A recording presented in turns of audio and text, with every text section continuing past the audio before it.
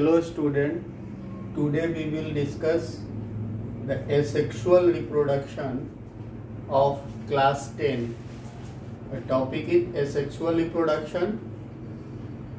In asexual reproduction, the third type, regeneration. Re means, that means again, and generation means formation. That means again formation of the organism which have the ability to form again. इसका क्या मतलब हुआ कि इस process में ऐसे कोई भी ऐसा ऑर्गेनिज्म जो कि किसी भी बॉडी पार्ट से अगर पूरा होल ऑर्गेनिज्म में कन्वर्ट हो जाता है, उस प्रोसेस को बोलते हैं रीजेनरेशन। इसका एक एग्जाम्पल यहाँ पे हम आपको दिखाए हैं, प्लेनेरिया। प्लेनेरिया हाइड्रा में भी ये पाया जाता है, हाइड्रा में भी प्लेनेरिया और हाइड्रा इसका एग्जाम्पल है। जनरली प्लेनेरिया जो होता है वो इस तरह का स्ट्रक्चर है। अगर मान लो इसको कट कर देते हैं, ये वाला पार्ट इसका कट हो गया, या फिर मिडिल पार्ट कट हो गया, या फिर नीचे का पार्ट कट हो गया, तो इस अपर पार्ट का जो पार्ट कट हुआ है उसके नीचे वाला पार्ट में अपने आप इसके जो अपर पार्ट का जो पोर्शन है उसका सेल क्या करेगा कि अपने आप प्रोलिफरेट करेगा। दैट मीन्स डिवीजन करेगा, और डिवीजन करके rest of the part of का फॉर्मेशन ये कर देता है। रेस्ट ऑफ द पार्ट का फॉर्मेशन ये करेगा। अगर मिडिल पार्ट है तो इसका अपर पार्ट बनेगा और लोअर पार्ट बनेगा, और अगर लोअर पार्ट है तो लोअर पार्ट से इसका मिडिल पार्ट और अपर पार्ट बनता है। सो in case of regeneration, in this process any part of body of an organism having ability to grow into whole organism. That means any part of body. You have seen here the head, whether it is head, whether it is trunk, or whether it is tail. Head also have the ability to grow the whole part. Trunk or middle part also having ability to grow whole part, or tail portion also having the ability to grow into the whole part. How it can happen? So it can happen by it having a special kind of cell. That cell have the ability to divide more and more. That is called proliferate cells.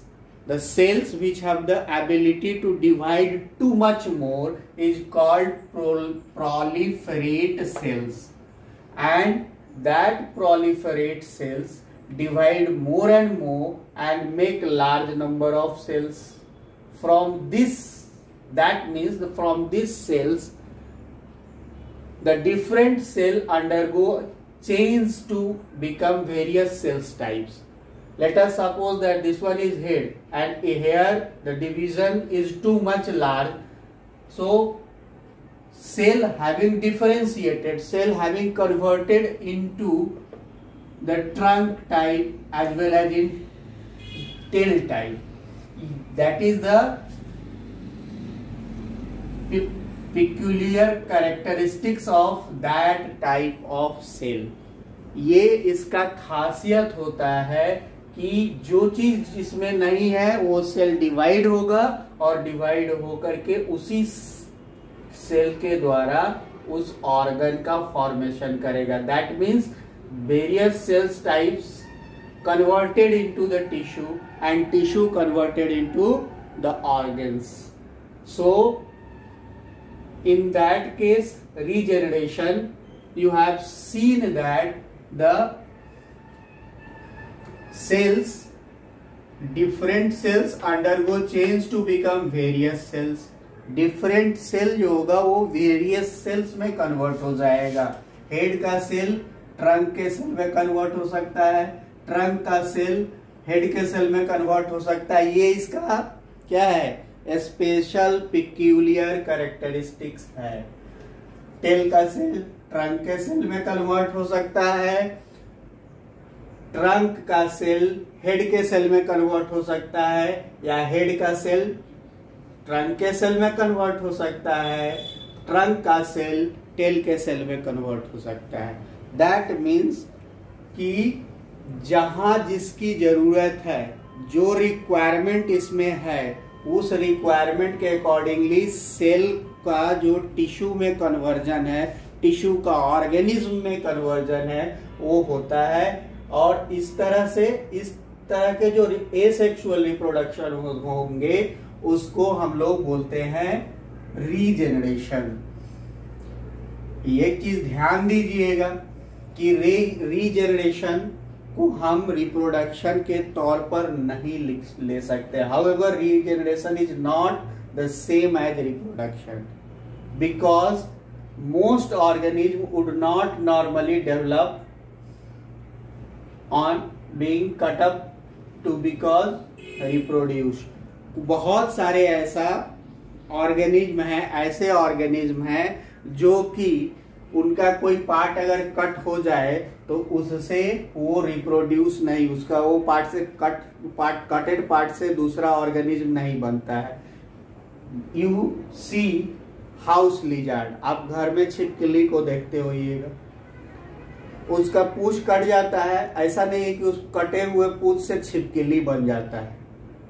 कटा हुआ पूंछ से house lizard नहीं convert हो सकता है, लेकिन हाँ उसका जो कटा हुआ पार्ट है उससे सेल डिफरेंशिएट होकर फिर से उसका टेल निकल जाता है। सिमिलरली इन ह्यूमन बीइंग, हम लोगों में क्या है कि हम लोगों के शरीर में भी आपका नेल को हम लोग कट कर लेते हैं, हेयर को कट कर लेते हैं। अब उस कटेड हेयर से हम लोग का शरीर तो नहीं बनता। तो इस तरह से आप इसको समझ सकते हैं कि ये पर्टिकुलर या किसी किसी पिक्यूलियर एनिमल्स में ही होता है। एक एग्जाम्पल हमने आपको प्लेनेरिया का दिया, दूसरा एग्जाम्पल है हाइड्रा का। ये जो है रीजेनरेशन को ऐसा मत समझिएगा कि ये रिप्रोडक्शन का ही पार्ट है, लेकिन ये सेक्सुअल रिप्रोडक्शन में इसको हम कर सकते हैं। इस रीजेनरेशन वाले पार्ट को, दैट रीजेनरेशन पार्ट को हम अभी आपको समझा लिए। अगर आपको समझ में नहीं आया हो तो आप क्या करोगे कि वीडियो को बैक करके फिर से उसको देखोगे। उसके बाद थर्ड पार्ट के बाद आपका फोर्थ पार्ट आता है फ्रेगमेंटेशन।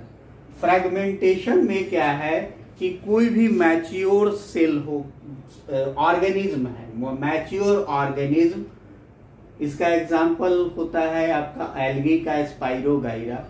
जनरली इसका क्या है कि मैच्योर जो भी है बॉडी पार्ट खूब खा पी के तगड़ा हो गया, उसका कोई पार्ट टूट के अलग हो गया, उससे न्यू ऑर्गेनिज्म बनता है। That process of A sexual reproduction is called fragmentation. In that case multi cellular organism, organism is a multicellular with simple body organization। Criteria इसका क्या है कि ऑर्गेनिज्म कैसा होना चाहिए, तो मल्टी सेलुलर होना चाहिए, मतलब कि एक से ज्यादा सेल वाला। दूसरा कि इसके बॉडी का ऑर्गेनाइजेशन एकदम सिंपलर होना चाहिए, बहुत कॉम्प्लेक्स हम लोगों के जैसा नहीं होगा। इस तरह के organism generally reproduce by the method of fragmentation। What happened in case of fragmentation?